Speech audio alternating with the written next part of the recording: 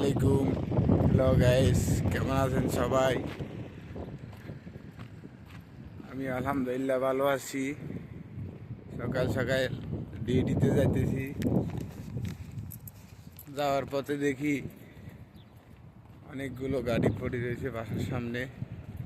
চিন্তা করলাম বাংলাদেশে যদি এরকম পার্কিং করা যাইতো তাহলে নাকি অনেক মানুষের ওই আন্ডারগ্রাউন্ড করা লাগতো না বা গ্রাউন্ড ফ্লোর করা লাগতো না, যে যেভাবে বুঝেন।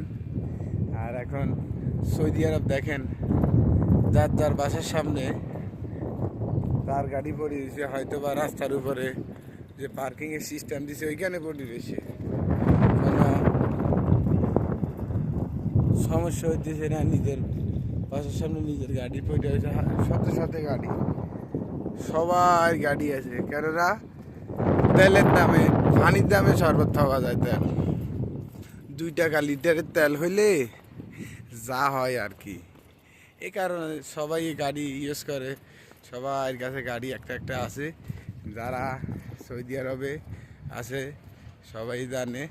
আর বিশেষ করে সৌদি আরবে ওই সৌদিদের ছেলে একটু যদি হাঁটা মতো হাঁটতে পারে, স্টারিং ধরতে পারলে তার গাড়ি একটা রয়েছে। কেননা তেলের দাম তো একবারে কম, তেলের দামের কারণে তো গাড়ি নিয়ে যায়।